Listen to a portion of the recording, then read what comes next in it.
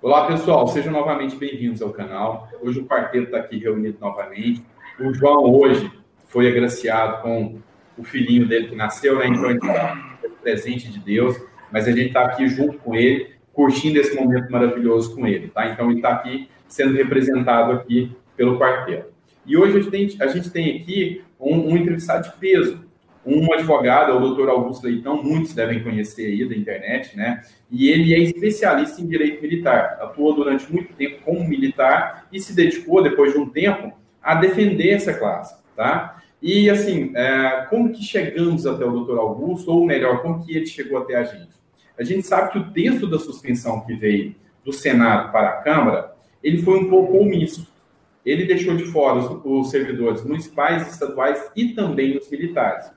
Então, a gente falou muito sobre isso aqui, o doutor Augusto veio dar essa contribuição e foi parte integrante da gente elaborar o texto final. Lembrando que a gente está fazendo isso de forma ordenada. Por quê? Dois pontos interessantes. O primeiro é que a gente salva todo mundo. Todo mundo, nessa hora, precisa de ajuda. E o segundo ponto é que, se houver um risco de vetar, com os militares incluídos, é uma maior chance de não haver veto, porque a gente sabe que é um apoio de campanha do presidente Jair Messias Bolsonaro. Então, eu queria que o doutor Augusto Leitão, que é especialista e ajudou bastante aqui na formulação do texto, ele falasse sobre essa formulação do texto, como que ele viu que a gente poderia fazer um texto mais adequado para que os militares fossem inclusos e para que todo mundo possa ser resguardado nesse momento. Doutor Augusto, seja muito bem-vindo, a palavra é sua. Tudo bom? Bom dia. Meu nome é Augusto Leitão, eu sou advogado, o doutor Sandra já disse, e vim aqui participar desse streaming com o pessoal aqui. Para tratar disso, eu venho acompanhando o processo legislativo sobre os empréstimos consignados exatamente porque eu trabalho muito com o público dos militares e das pensionistas, e em razão de ter acontecido a contribuição para a pensão militar, muitas das pensionistas tiveram complicações com os empréstimos, eu passei a tratar disso também no meu canal. E aí, vendo o texto final que veio do Senado, a gente viu que não contemplava nem militares, nem pensionistas, nem os servidores estaduais e municipais. Então, sobre a situação de por que não contemplaria os servidores, porque, primeiro, não menciona militares, né? Quando fala de servidores estaduais, textualmente diz servidores civis estaduais. E quando fala de servidores, ainda que se retire essa parte do texto, que fala de servidores da 8.112, com a intenção de abranger servidores dos estados e dos municípios, os militares eles não são servidores já há algum tempo. Então, nós temos servidores, os servidores, que são civis, e os militares, eles são militares, não são mais servidores militares. Já foram servidores militares, não são mais, desde a emenda constitucional número 18. E aí, por conta disso, mesmo que se retire, se reduza o texto e escreva servidores na intenção de abranger militares, que foi uma das ideias lá dos deputados, não iria abranger e geraria complicações na hora de aplicar a lei. Fica reduzindo só para servidores, certamente militares e suas pensionistas estariam de fora. Essa foi uma das minhas preocupações. Respondido? Opa, doutor, prazer você estar aqui conosco, né? Você também do Rio de Janeiro, aqui, né? Nós aqui temos as bases navais aqui no Rio de Janeiro, né? Marinha, Exército, Marinha aqui, a base naval, e Rio de Janeiro é um complexo, né, de quartéis do Exército, aeronáutica. Então eu entendo que aqui o senhor está na área militar, né, no Rio de Janeiro aqui. Sim. Nós estamos cercados. Então é um prazer ter o senhor aqui, um especialista, e eu venho acompanhando, acho que muita gente não sabe que o militar ele usa até 70% da renda dele, compromete para empréstimo, né? E fora, eu queria até que o senhor explicasse um pouquinho sobre isso, porque às vezes o militar já tem um empréstimo, e depois entra uma pensão alimentícia, entra um imposto de renda, fora as pensionistas também, que tem o salário seu fracionado, fala que é dividida a pensão, né? Ainda mais o militar que tem, geralmente ele vai fazendo bastante filho, Não é isso? É o que eu venho acompanhando aqui. A pessoa é dividida para várias filhas, né? Ou para vários esposos, né? Mas o que acontece? Agora, a realidade. O que impacta isso aí, essa prorrogação? Nós falamos de pausa, né? Não é nenhum calote, essa pausa aí nesse salário que é tão comprometido com o empréstimo, eu acho que é o mais alto, eu acho que não tem, só o militar que desconta até 70%. O senhor vê aí na ponta aí, na sua realidade, isso impacta na vida da pessoa. Ter essa pausa nesse momento. Não esquecer que nós estamos, não é à toa, é um momento de pandemia, né? Onde eles vêm recebendo os militares, os aposentados, eles acabam sendo o seio da família, que todo mundo volta para casa, né? Todo mundo perde seus empregos e acaba indo procurar quem tem uma renda fixa. Geralmente sobra para o servidor público e principalmente para o militar, né? Que muitas vezes ele sai da sua cidade, né? Os militares eles vêm para o Rio de Janeiro, eles estão sempre viajando também. É bom atentar sobre isso, gente, que ainda mais Marinha. Eu aqui no Rio, dificilmente tem um carioca da Marinha. Muitas vezes ele não tem um lar fixo. É isso, doutor? Se eu me corrijo, ele geralmente ele está aqui morando de aluguel, né? Tem um pouco o custo da família, mas ele não tem a casa. De repente ele deixa a casa na sua cidade e vem servir no Rio de Janeiro e fica nesse embarque aí. Então, o que o senhor me fala aí, esse impacto aí na vida desse aposentado, tem esse momento de pausa durante a pandemia, desse desconto? Eu vejo a suspensão dos empréstimos consignados com muito bons olhos, seja para trabalhador, aposentado, falo das pessoas que eu estou mais próximo, que são os militares e as pensionistas, mas também servidores municipais e estaduais. Isso, o militar pode comprometer até 70% da sua renda. O artigo 14, parágrafo 3º da medida provisória 2215, ele diz que o militar tem que receber pelo menos 30%. Então, quer dizer que, a contrário do censo, né, ele pode comprometer até 70% da sua renda. E aí, recentemente, houve uma reestruturação da carreira dos militares e as pensionistas que eram não contribuintes de pensão militar passaram a contribuir. E aí elas estão contribuindo, elas contribuíam com 0 e passaram a contribuir com no mínimo 9,5%. Tem pensionistas contribuindo com 12,5%. E muitas dessas pensionistas já tinham sua renda comprometida com seus 70%. E aí elas recebiam só os 30%. E aí tem que colocar mais 9,5%, mais 11% ou mais 12,5%, que foram os 3 percentuais. E aí, o que acontece com os empréstimos de quem já está no limite? Eles saem, porque os empréstimos são descontos autorizados, não são descontos obrigatórios. A contribuição para a pensão militar é um desconto obrigatório, a pensão alimentícia que o Felipe falou é um desconto obrigatório, e aí a pessoa fica tendo que pagar o desconto obrigatório, sai de folha, mas ela não deixa de ter que pagar. O banco vai continuar telefonando, mandando boleto e cobrando dela esse valor. Quando não acontece igual o Exército fez, que não jogou para estoque. Tem muitas pensionistas do Exército recebendo 21% do bruto. Só.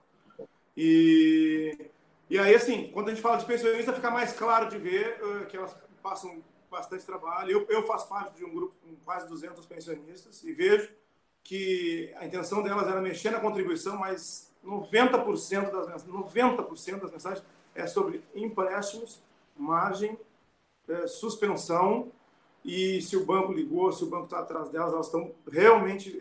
eu participo dessa realidade delas aí, estão bem complicadas mesmo.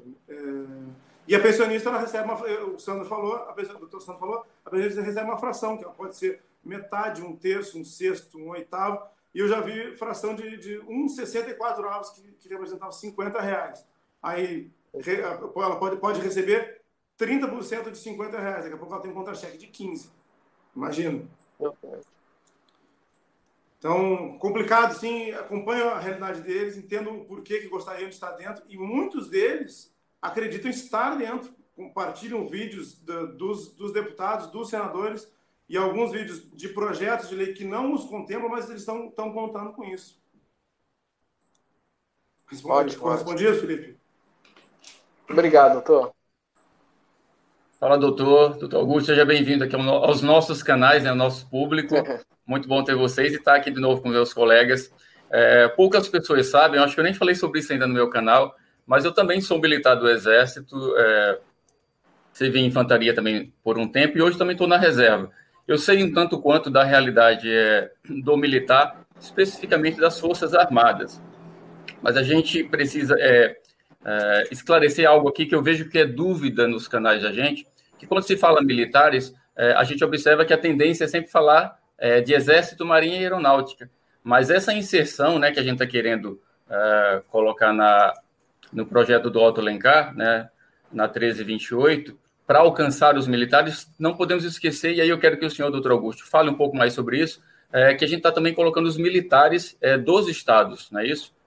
E a realidade financeira desses militares, ela é um tanto quanto aquém, se formos comparar com os proventos dos militares das Forças Armadas, que é inegável um tanto quanto maior, lógico, apesar do que foi falado até agora por vocês, né, dos pormenores e tanta de pensão, de divisão aí de valores para filhos e etc., mas me dê um direcionamento mais específico agora para a gente esclarecer isso para as pessoas sobre a ajuda, sobre o quanto isso vai ser importante para os militares dos estados e não sei se abrangeria também, até me esclareça, polícia municipal, por exemplo, talvez alguns municípios tenham, se forem cidades maiores.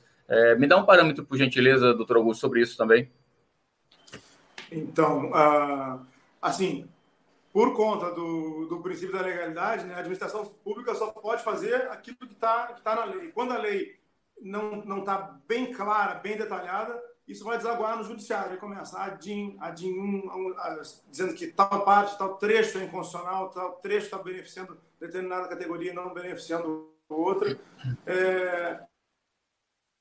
Eu tenho uma sobre esse assunto, do princípio da isonomia, assim, pensando que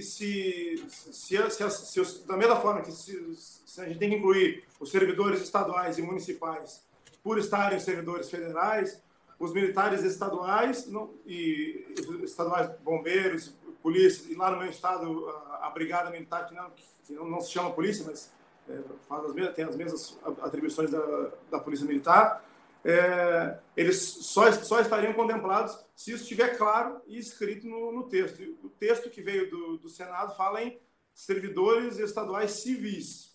Então fica bem claro que os militares estaduais estariam fora.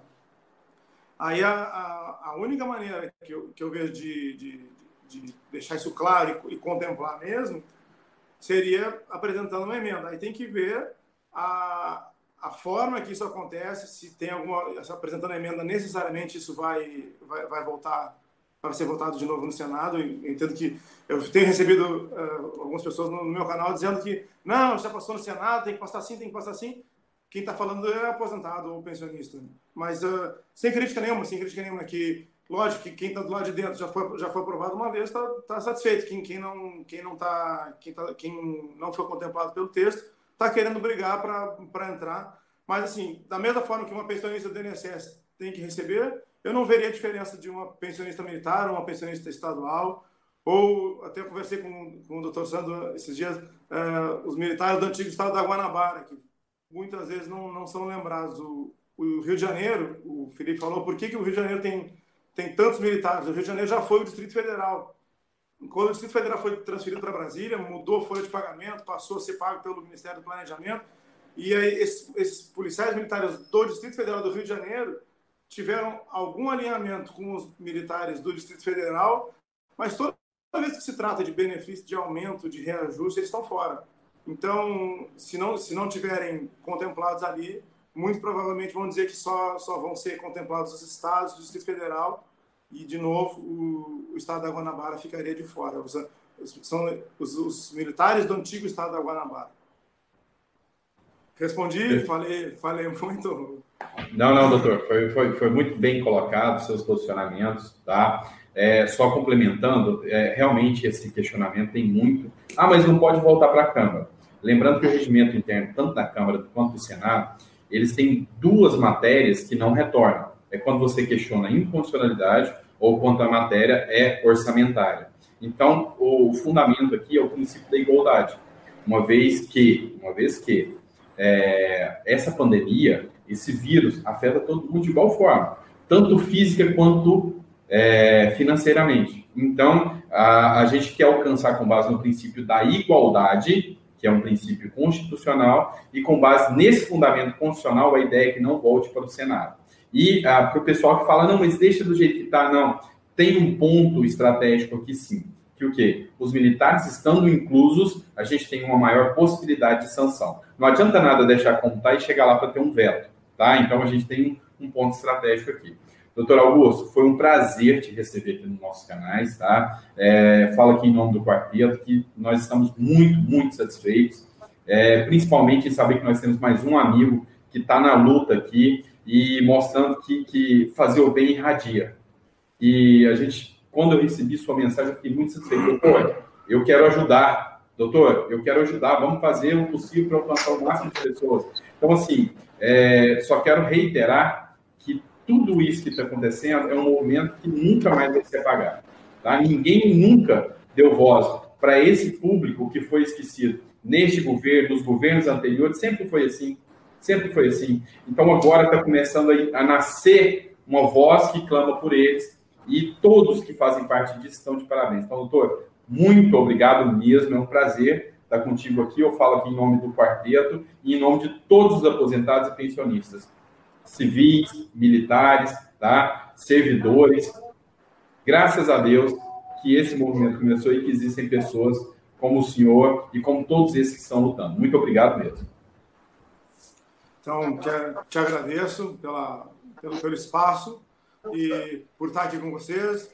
E aí, vou continuar acompanhando o processo legislativo, vou continuar trazendo isso, acompanhando os canais de vocês. Vamos continuar, agora que a gente abriu esse canal, aí vamos continuar tratando e conversando aí, falando de militares ou de outras categorias. Obrigado pelo espaço, mais uma vez, um abraço a todos. Obrigado, doutor. Abraço, doutor. Obrigado. Obrigado. Obrigado, doutor. Prazer, hein?